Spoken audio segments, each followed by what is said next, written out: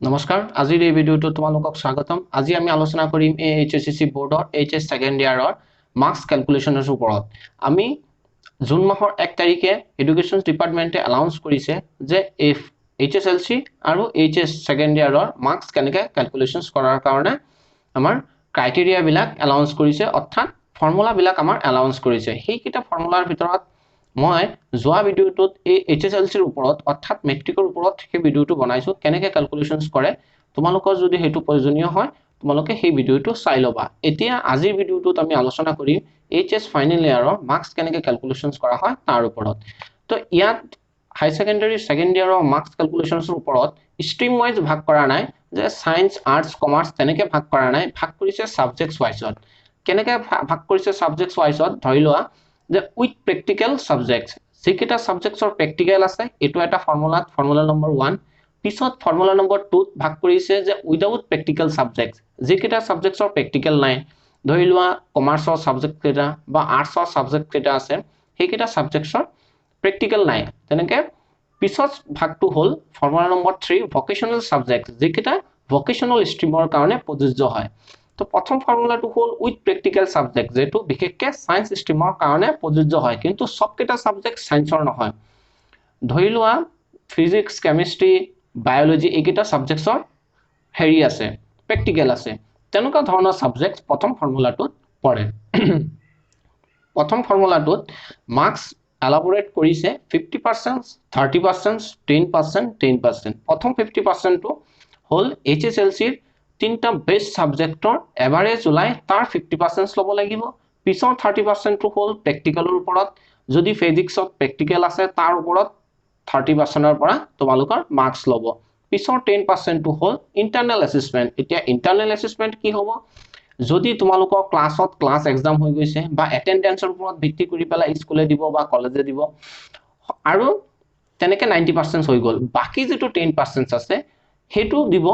তুমি এই 90%ৰ ভিতৰত কিমান পাইছা। যদি 90ৰ ভিতৰত 90 পাই গৈছা তেন্তে বাকি 10ৰ ভিতৰত স্কুলে বা বোৰ্ডে 10 দিব লাগিব। ঠিক আছে, গম পাইছা। যোৱা যেটো 90%, 50%, 30% আৰু 30% যেটো হৈছে 50% ক্লাস 10ৰ তিনটা বেস্ট সাবজেক্টসৰ এভাৰেজ ওলাই তাৰ 50% আহিব প্ৰথম 50%টো। পিছৰটো আহিব, পিছৰ 30%টো আহিব প্ৰেক্টিকেল ভাগৰ পৰা, যেটো তোমাৰ প্ৰেক্টিকেল আছে ফিজিক্সত আছে বা কেমিষ্ট্ৰিত আছে বা বায়োলজিত আছে, তেনেকুৱা ধৰণৰ প্ৰেক্টিকেলত আহিব। পিছৰ 10%টো ইন্টাৰনেল এসেসমেন্ট, যদি তোমাৰ এটেন্ডেন্সৰ ওপৰত এটো স্কুলৰ ওপৰত ভিত্তি কৰিব, যদি তোমালোকৰ ইন্টাৰনেল এসেসমেন্টৰ কোনো ধৰণৰ এক্সাম হোৱা নাই বা টেষ্ট হোৱা নাই তাৰ পৰা ভিত্তি কৰি মাৰ্কস দিব, নহলে তোমালোকৰ এটেন্ডেন্সৰ ওপৰত ভিত্তি কৰি মাৰ্কস দিব, তেনেকৈ দিব। বা ক্লাস 11ৰ পৰাও যদি এক্সাম হৈছে তাৰ ওপৰত ভিত্তি কৰি মাৰ্কস দিব পাৰে, এটো স্কুলে নিৰ্ণয় কৰিব। পিছৰ ভাগটোত যেটো 10% আছে আমাৰ 90% হ'ল, এই 90%ৰ আগৰ 90%ত তুমি কিমান মাৰ্কস পাইছা হেতুৰ ওপৰত ভিত্তি কৰি বাকি 10%ৰ ওপৰত তুমি কিমান পাইছা হেতু মাৰ্কস অলট কৰিব। এটো হ'ল প্ৰথম ফৰ্মুলাটো যদি প্ৰেক্টিকেল আছে যিকেইটা সাবজেক্টসৰ। এতিয়া 2 নম্বৰ ফৰ্মুলাটো হ'ল যিকেইটা সাবজেক্টসৰ প্ৰেক্টিকেল নাই, ধৰি লোৱা যেনেকৈ আৰ্টসৰ এডুকেশনস হৈ গ'ল, পলিটিক্যাল সায়েন্স হৈ গ'ল, কমাৰ্সৰ একাউন্টেন্সি হৈ গ'ল, বেংকিং হৈ গ'ল, তেনেকুৱা ধৰণৰ সাবজেক্ট বা ইংলিশ হৈ গ'ল, এমআইএল হৈ গ'ল, তেনেকুৱা সাবজেক্টসৰ প্ৰেক্টিকেল নাই, তেনেকুৱা সাবজেক্ট 2 নম্বৰ ফৰ্মুলাটোত মিলিব। 2 নম্বৰ ফৰ্মুলাটোত কি আছে 50%, 10%, 50%, সৰি 50%, 40% আৰু 10%। প্ৰথম 50%টো হ'ল যে এইচএসএলসিৰ তিনটা বেস্ট সাবজেক্টসৰ এভাৰেজ উলিয়াই পেলাই তাৰ 50% লোৱা হ'ব। এটো আগৰটোৰ নিচিনাই আছে প্ৰথম 50%টো। পিছৰ 40%টো হ'ল ইন্টাৰনেল এসেসমেন্ট, যিকেইটা সাবজেক্টসৰ প্ৰেক্টিকেল নাই সেইকেইটা প্ৰথম 50%টো আগৰ নিচিনা এইচএসএলসিৰ পৰা তিনটা বেস্ট সাবজেক্টসৰ পৰা মাৰ্কস আহিব এভাৰেজ ওলাই, তাৰ পৰা 50% আহিব। বাকি 40%টো আহিব ইন্টাৰনেল এসেসমেন্ট। এতিয়া ইন্টাৰনেল এসেসমেন্ট ঠিক তেনেদৰে আগৰ নিচিনাই হ'ব, যদি কিবা এক্সাম হৈছে ক্লাস 12ত হেতুৰ পৰা আহিব, নহলে ক্লাস 11ৰ পৰাও আহিব পাৰে, অথবা এটেন্ডেন্সৰ ওপৰত ভিত্তি কৰিও মাৰ্কসে স্কুলে মাৰ্কস দিব পাৰে। ঠিক আছে, বাকি যেটো 10% থাকিলে সেই 10%টো ঠিক তেনেদৰে আগৰ 90%ৰ ওপৰত তুমি কিমান মাৰ্কস পাইছা হেতুৰ ওপৰত ভিত্তি কৰি 10%ৰ মাৰ্কসটো দিব। পিছত এটো হৈ গ'ল উইদাউট প্ৰেক্টিকেল মার্কস। পিছত হৈ গ'ল ভকেশনাল সাবজেক্টস যে ভকেশনাল সাবজেক্ট যদি কাৰোবাত আছে বা ভকেশনাল ষ্ট্ৰীমত যদি কোনোবা পঢ়ি আছে তেখেতৰ ক্ষেত্ৰত প্ৰথম 50% টো আহিব ইয়াত সাবজেক্টস ওয়াইজত পাৰ্সেন্টেজ হৈ গ'ল ভকেশনাল সাবজেক্টসত আছে 50% 40% 10% প্ৰথম 50% টো কি হ'ব HSLC ৰ তিনিটা বেস্ট সাবজেক্টসৰ পৰা এভাৰেজ ওলাই তাৰ 50% আহিব পিছৰ 40% টো প্ৰেক্টিকেলৰ পৰা থাকিব টোটাল ঠিক আছে ভকেশনালৰ ক্ষেত্ৰত কিন্তু এটো যে 40% টো প্ৰেক্টিকেলৰ পৰা এতিয়া বাকি থাকিল 10% এতিয়া 10% ত কি আহিব যোৱা যেটো 90% আছে আগৰ যেটো 90% আছে সেই 90% ত তুমি কিমান মাৰ্কস পাইছা হেটোৰ ওপৰত ভিত্তি কৰি 10% মাৰ্কসৰ ওপৰত তোমাৰ মাৰ্কস দিব এটো বোৰ্ডে ক্যালকুলেশনস কৰি দিব এটো হৈ গল ৰুল বিলা এতিয়া আমাৰ ক্যালকুলেশনস আমি কেনেকৈ কৰিম সেই ক্যালকুলেশনস কাৰণে তোমালোকে ভিডিওটো শেষলৈকে চাই থকা যদি ভিডিওটো তোমালোকৰ ভাল লাগে পিছলৈকে তেন্তে ভিডিওটো লাইক কৰি দিবা আৰু কমেন্ট কৰিবা কিবা যদি অসুবিধা হয় কমেন্ট কৰিবা আৰু মোৰ চেনেলটো সাবস্ক্ৰাইব কৰিবা মই আগৰ ভিডিওটো HSLC এক্সামৰ অৰ্থাৎ মেট্ৰিকৰ কাৰণে বনাইছো মেট্ৰিকৰ মাৰ্কস কেনেকৈ ক্যালকুলেশনস কৰে সেই ভিডিওটো তোমালোকে চাই লবা যদি দৰকাৰ হয় ঠিক আছে ভিডিওটো তোমালোকে শেষলৈকে চাই থকা এতিয়া আমি ক্যালকুলেশনস কৰিম যে কেনেকৈ ক্যালকুলেশনস আমাৰ কৰিব লাগে ঠিক আছে তো তিনটা ফৰ্মুলা আমি আলোচনা কৰিম প্ৰথম ফৰ্মুলা নম্বৰ 1 ফৰ্মুলা নম্বৰ 1 ত কি কৈছে সোৱা তোমালোকে যে উইথ প্ৰেক্টিকেল সাবজেক্টস কম্পোনেন্ট যেকিটা সাবজেক্টসৰ প্ৰেক্টিকেল আছে ঠিক আছে এটো ফৰ্মুলাত কি হৈছে 100% টো কেনেকৈ ভাগ কৰিছে 50% 30% 10% 10% প্ৰথম 50% টো হল মই আগতে কৈছো যে HSLC এক্সামৰ তিনিটা বেস্ট সাবজেক্টসৰ এভাৰেজ ওলাই তাৰ 50% লব লাগিব পিছত 30% টো প্ৰেক্টিকেলৰ পৰা থাকিব পিছত 10% টো থাকিব ইন্টাৰনেল অ্যাসেসমেন্ট আৰু বাকি 10% টো থাকিব ইয়াত 90% তুমি কিমান মাৰ্কস পাইছা হেতু ক্যালকুলেশনস কৰি পেলাই চাব যে 10% তুমি কিমান পাবা তেনেকে 100% হ'ব তো ধৰি লোৱা 10 অৰ ক্লাস 10 অৰ মাৰ্কস তোমাৰ এটো যে ইংলিশত 65 পাইছা MIL 72 সোশ্যাল সায়েন্সত 78 সায়েন্সত 82 জেনারেল ম্যাথছত 75 অপশনালত 79 পাইছা টোটাল 451 এতিয়া তিনটা বেস্ট সাবজেক্টস কোন কেটা হৈ গল সায়েন্স 82 পিছত 78 পিছত 79 এই তিনটা তোমাৰ সবতকে বেস্ট সাবজেক্ট মানে সবতকে বেছি পাইছা ঠিক আছে এতিয়া কৈছে তিনটাৰ এভাৰেজ ওলাই তাৰ 50% এতিয়া সোৱা calculations average of 3 best subjects in HSLC exams of 50% marks de কি হল 82 79 78 তিনটা সবতকে বেস্ট সাবজেক্টস লোৱা হৈছে তোমাৰ ইয়াত কি কৰিলে সবকেটা টোটাল কৰিলে 239 ওলাল পিছত 3 দি পেলাই ডিভাইডেড কৰিছে 79.66 আমি এভাৰেজ লৈছো এটো 80 এতিয়া হল 50% of 80 50% of 80 কিমান হ'ব 40 এতিয়া আমাৰ 40 হৈ গল এতিয়া সবকেটা সাবজেক্টসৰে প্ৰথম 50% না মাৰ্কস তো কিমান হ'ব 40 এতিয়া সোৱা তোমালোকৰ যে যদি এনেকা ধৰণৰ মাৰ্কশিট হয় বা সাবজেক্টস হয় ধৰি লোৱা প্ৰথম সাবজেক্টটো তোমালোকৰ ফিজিক্সত কেনেকৈ মাৰ্কস তো ভাগ কৰিছে 50% 30% 10% 10% টোটাল 100% প্ৰথম 50% অৰ মাৰ্কসত কিমান থাকিব 40% কাৰণ 50% ত কৈছে যে HSLC তিনটা বেস্ট সাবজেক্টস লোৱা হ'ব তাৰ এভাৰেজ ওলাই তাৰ পৰা 50% তাৰ এভাৰেজ 80 ওলাইছে তাৰ 80 50% হল 40 তো 40 মাৰ্কস আমি পাতিলো গম পাইছা বুজিছানে পিছত 30% মাৰ্কস তো হল প্ৰেক্টিকেল এতিয়া প্ৰেক্টিকেলত স্কুলে যদি প্ৰেক্টিকেল এক্সাম হৈ গৈছে তোমালোকক যদি মাৰ্কস দিছে তেন্তে তোমালোকে নিজৰটো নিজেই তোমালোকে জানিবা তো কিমান হৈ গল এটো 26 ধৰি লৈছো 26 পাইছা পিছত 10% ত কি আছে ইন্টাৰনেল অ্যাসেসমেন্টে স্কুলে তোমালোকক যদি 7 দিছে মই ধৰি লৈছো 7 দিছে ঠিক আছে এতিয়া বাকি 10% ত মই লিখিছো 8 এতিয়া 8 টো কেনেকৈ আহিলে 8 টো আহিলে 2.1 ক্যালকুলেশনস নম্বৰ এতিয়া ক্যালকুলেশনস নম্বৰ 2.1 ত কি লিখিছে সোৱা সাবজেক্টস ফিজিক্স সোৱা তোমালোকে সাবজেক্টস ফিজিক্স আহি গল যে 40 প্লাস কৰিছো 26 প্লাস কৰিছো 7 প্লাস কৰিছো কিহৰ কাৰণে প্লাস কৰিছো যে এই তিনটা 50% 30% 10% টোটাল হৈ গল 50 30 80 আৰু 10 90% হৈ গল এই 90% ত তুমি কিমান মাৰ্কস পাইছা হেতুৰ ওপৰত ভিত্তি কৰি এই 10 মাৰ্কসত তোমাক মাৰ্কস দিব ঠিক আছে এতিয়া আমি ওলাই ললো যে 40 26 আৰু 7 এই 40 26 7 ত টোটাল হৈ গল 73 কিমানত 73 পাইছো 90ত 73 পাইছো বুজিছানে টোটাল 90 মার্কসত ধৰি লোৱা 73 আমি পাইছো এতিয়া হৈ গল 90ত যদি 73 পাইছো আমি 10ত কিমান পাম আমি 10%ত ওলাব লাগিব যে 10%ত আমি কিমান পাম যদি 90ত 73 পাইছো তেন্তে 10ত কিমান পাম ওলাব 8.11 আমি এটো ক্যালকুলেশনস কৰিলে ওলাব 8.11 ৰাউন্ড ফিগাৰত আমি ধৰিছো 8 হেইটো কাৰণে আমি 8 পাতিছো ইয়াত এতিয়া সব কেটা প্লাস কৰি দিলে আমাৰ ওলাব 81 এটুই এনেকে প্ৰ্যাকটিক্যাল সাবজেক্ট বিলাকৰ মাৰ্কস নিৰ্ণয় কৰা হয় পিছত এনি ধৰি লইলো মই কেমিষ্ট্ৰিত প্ৰথম 50% মাৰ্কস টু 40 হ'ব প্ৰ্যাকটিক্যালত যদি পাইছা 24 পিছত ইন্টাৰনাল মাৰ্কসত যদি তোমালোকৰ পাইছা 9 তেতিয়া ইয়াতো 8 হ'ব কেনেকে আহিব 8 সোয়া এটো ক্যালকুলেশন নম্বৰ 2.2 ত দিয়া আছে সোয়া ক্যালকুলেশন নম্বৰ 2.2 প্ৰথম 40 প্লাস কৰিলো 24 পিছত 9 এই সব কেটা প্লাস কৰাৰ লগে লগে 73 ওলাল কি হত 73 পাইছো যে টোটাল মার্কস 90 ত আমি 73 পাইছো তো পিছত আমি ক্যালকুলেশনস কৰিলো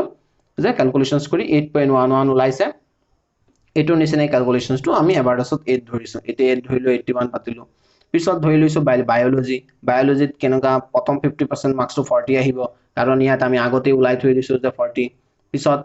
30% মার্কস টু থাকিব তোমালোকৰ প্ৰ্যাকটিক্যালৰ পৰা থাকিব 28 আহিলে পিছত 8 মাৰ্কস তোমালোকে 18 ইন্টাৰনেল অ্যাসেসমেন্টৰ পৰা পালা পিছত এই 8 মাৰ্কস কোৰ পৰা আহিলে 2.3 ক্যালকুলেশনস তো 40 28 8 প্লাস কৰিলো 76 ওলাল 90 ৰ ভিতৰত 76 পাইছা তো ঠিক আছে এতিয়া 90 ৰ ভিতৰত 76 10ত কিমান পাইছে ক্যালকুলেশনস কৰিলে আহিব 8.44 মানে 850 ৰ পৰা তলত এটো কাৰণে আমি 8 ধৰিছো যদি 50 কে বেছি হলে হেতেন তেন্তে কি ধৰিলে হেতেন আমি 9 ধৰিলো হেতেন তো এই বস্তুটো তোমালোকে বুজি পাইছা যে উইথ প্ৰ্যাকটিক্যাল সাবজেক্টস কম্পোনেন্ট এতিয়া sir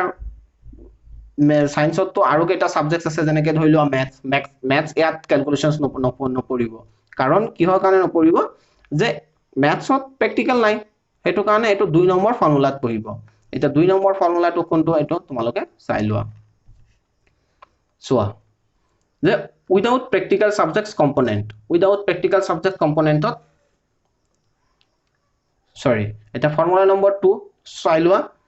without practical subjects component যে কিটা সাবজেক্টৰ প্ৰ্যাকটিক্যাল নাই কেনেকা ধৰণৰ সাবজেক্ট হ'ব পাৰে ইংলিশ একাউন্টেন্সি এটো কমাৰ্চৰ ষ্ট্ৰীমৰ পৰা একাউন্টেন্সি সাবজেক্টছ হয় এডুকেশনস আৰ্টছৰ পৰা ম্যাথছ সায়েন্সৰ পৰা মই এনেকে ভগাই লৈছো এটা এজিউম কৰি পেলা এতিয়া সোয়া উইদাউট প্ৰ্যাকটিক্যাল সাবজেক্টস কম্পোনেন্টৰ ভিতৰত কেনেকে পাৰ্সেন্টেজটো ভাগ কৰিছে হিয়তে 50% 40% 10% প্ৰথম 50% টো হল HSLC তিনটা বেস সাবজেক্টছৰ পৰা থাকিব তাৰ এভাৰেজ ওলাই তাৰ পৰা 50% লব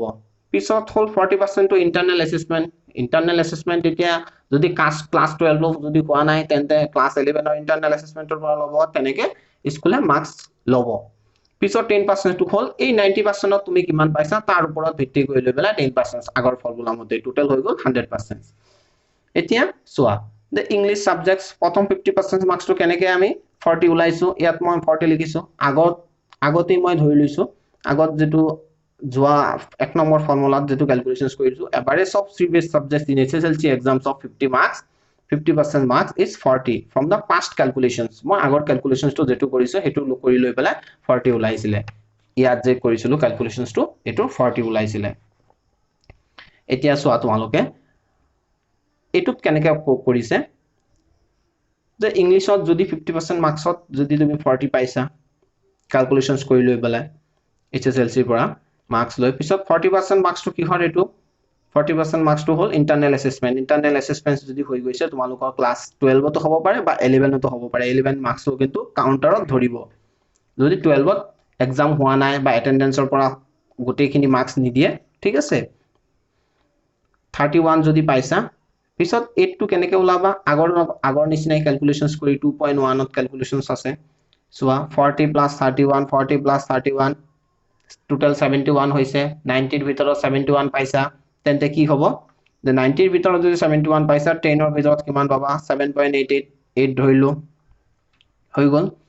এই 8 টো আমি ইয়াত পাতিছো এতিয়া আমি সবকেটা তিনটা টোটাল কৰি লৈ পেলা আমি 79 পাইছো মানে ইংলিশত তুমি 79 পাইছা গম পাইছা ঠিক তেনেদৰে একাউন্টেন্সি কেনেকে ক্যালকুলেশনস কৰিব লাগিব একাউন্টেন্সিত ক্যালকুলেশনস কৰিছো ইয়াত 90 ৰ ভিতৰত 68 হল 40 আৰু 28 হৈ গল 90 ৰ ভিতৰত 68 যদি হয় তেন্তে 10 ৰ ভিতৰত কিমান পাইছা টোটাল হৈ গল 8 7.55 হেতু কাৰণে ইয়াত আমি 8 পাতিছো তিনটা প্লাস কৰি লৈ পেলাই 76 মানে তুমি 100 ৰ ভিতৰত 76 পাইছা গম পাইছা তেনেকৈ সবকেটা মই ক্যালকুলেশনস কৰিছো এটো হল ফৰ্মুলা নম্বৰ 2 এটা ফৰ্মুলা নম্বৰ 3 হল আৰু এটা কথা কৈতো এইখিনিতে এই যেটো ফৰ্মুলা নম্বৰ 2 এটো বিশেষকে আৰ্টস এন্ড কমাৰ্স আৰ্টস আৰু কমাৰ্সৰ কাৰণে প্ৰযোজ্য বেছিকে ঠিক আছে সায়েন্সৰ কাৰণে হ'ব ম্যাথছ হ'ব ইংলিশ থাকিব এমএল থাকিব হেগিটা কিন্তু এটো বিশেষকে আৰ্টস আৰু কমাৰ্সৰ কাৰণে এপ্লিকেবল আৰু আগৰ যেটো এক নম্বৰ ফৰ্মুলা আছে এই ফৰ্মুলাটো এটো বিশেষকে সায়েন্স স্ট্ৰীমৰ কাৰণে প্ৰযোজ্য গম পাইছা এতিয়া ফৰ্মুলা নম্বৰ 1 ফৰ্মুলা নম্বৰ 2 হৈ গল আমি বুজিলো এতিয়া ফৰ্মুলা নম্বৰ 3 কৈছে ফৰ ভোকেশনাল সাবজেক্টস অনলি এতিয়া যি কেজনৰ ভোকেশনাল সাবজেক্টস আছে সেই কেজনৰহে এটো ফৰ্মুলা এপ্লাই হ'ব ঠিক আছে ফৰ ভোকেশনাল সাবজেক্টস অনলি যি কেটা সাবজেক্টসৰ এটা ফৰ্মুলা নম্বৰ 3 হল ফৰ ভোকেশনাল সাবজেক্টস অনলি এতিয়া যি কেজনৰ ভোকেশনাল সাবজেক্টস আছে হিয়তৰ ক্ষেত্ৰতে এটো ফৰ্মুলা এপ্লিকেবল হ'ব হিয়তৰ টোটাল 100% মাৰ্কস টো কেনেকৈ ভাগ কৰিছে 50% টো হল আগৰ নিচিনাই এইচএসএলসি মাৰ্কসৰ তিনিটা বেস সাবজেক্টসৰ এভাৰেজ ওলাই তাৰ 50% লৈছে পিছৰ 40% মাৰ্কস টো হল গুটেইখিনি প্ৰ্যাকটিক্যালৰ পৰা থাকিব পিছৰ 10% মাৰ্কস হল এই 90% তুমি কিমান মাৰ্কস পাইছা হেতৰ ওপৰত ভিত্তি কৰি 10% ৰ মাৰ্কস দিব টোটাল হৈ গল আমাৰ 100% এতিয়া আহি গল আমাৰ যে average marks of 3 base subjects in SSLC exams of 50% marks is 40 from the past calculations একদম প্ৰথমতে যেটো ক্যালকুলেশনস কৰিছো তাৰ পৰা আমি 40% এতিয়া সবৰে 40 নুলাব মই এটা এজিউম কৰি লৈ লৈছো যে 40% যে 40 তোমালোকে পাইছা ক্যালকুলেশনস কৰি প্ৰথমতে ক্যালকুলেশনটো তোমালোকে চাই লবা পিছত ধৰি লৈছো যে ভোকেশনাল সাবজেক্ট যি কোনো ধৰণৰ এটা ভোকেশনাল সাবজেক্টস লোৱা প্ৰথম 50% মাৰ্কসৰ ভিতৰত 40 আহিব কাৰণ কি হয় আহিব যে ইয়াৰ পৰা আনিছো এটো কোৰ পৰা আহিলে আগৰ ক্যালকুলেশনস পৰা যে 40 আহিছে পিছত প্ৰ্যাকটিক্যাল মাৰ্কসত তুমি কিমান পাইছা তুমি তোমাৰ প্ৰ্যাকটিক্যাল মাৰ্কসত যদি স্কুলৰ পৰা তোমাক দি দিছে হেতু মাৰ্কস বহাবা 40 ৰ ভিতৰত বা বেলেগ যদি পাৰ্সেন্টেজ তো হয় যদি 20 থৈছে হেতু তুমি ডাবল কৰি লৈ লবা তেন্তে 40% হৈ যাব গম পাইছা নে এতিয়া পিছত 10% টো আহিব এই 90% তুমি কিমান পাইছা তেনেকৈ আহিব পিছৰ এটো সোৱা ক্যালকুলেশনস টু 40 + 28 = 68 90 ৰ ভিতৰত 68 যদি পাইছা 90 ৰ ভিতৰত যদি 68 পাইছা তেন্তে 10 ৰ ভিতৰত কিমান পাবা 7.55 8 আমি ৰাউন্ড ফিগাৰত ধৰিছো আমি 8 ধৰিছো এতিয়া 40 + 28 + 8 = 76 গম পাইছা তেনেকৈ প্ৰ্যাকটিক্যাল সাবজেক্টস হ'ব এটো কোনো ধৰণৰ সায়েন্সৰ সাবজেক্টস বা আৰ্টছৰ সাবজেক্টস বা কমাৰ্চৰ সাবজেক্টস ইয়াৰ লগত সম্বন্ধ নাই ইয়াত only vocational subjects হে হ'ব এতিয়া কথা হল সব ফৰ্মুলা ঠিক আছে এতিয়া তোমালোকে যদি ইচ্ছা কৰা বেটাৰমেন্ট দিবৰ কাৰণে তেন্তে বেটাৰমেন্ট দিব পাৰিবা এডুকেশন মিনিষ্টাৰ আমাৰ ৰনোজ পেগু ছাৰে এনাউন্স কৰিছে যে betterment will be held on September 15 এটো সেপ্টেম্বৰ 15ত হ'ব পাৰে নহবও পাৰে কৰোনাৰ ওপৰত পৰিস্থিতিৰ ওপৰত ভিত্তি কৰি লৈ পেলাই তোমালোকৰ পৰীক্ষা হ'ব যদি তোমালোকৰ ভিডিওটো ভাল লাগিছে তেন্তে লাইক কৰি দিবা আৰু তোমাৰ লগৰ কেজনৰ লগত যদি বুজিবলৈ মাৰ্কসটো কেনেকৈ দিছে অসুবিধা হৈছে তেন্তে শেয়াৰ কৰি দিবা পিছত হল এই মোৰ এই চেনেলটো সাবস্ক্ৰাইব কৰি দিবা কাৰণ হল যে তোমালোকে যদি কমাৰ্স ব্যাকগ্ৰাউণ্ডৰ পৰা থাকা তেন্তে এই চেনেলটোৱে তোমালোকক বহুত হেল্প কৰিব কাৰণ মই ক্লাস 11 ক্লাস 12 আৰু বিকমৰ কমাৰ্সৰ ভিডিও আমি দি থাকিম তেন্তে ভিডিওটো তোমালোকে সাবস্ক্ৰাইব কৰিবা আজিলৈ ইমানখিনিয়ে ধন্যবাদ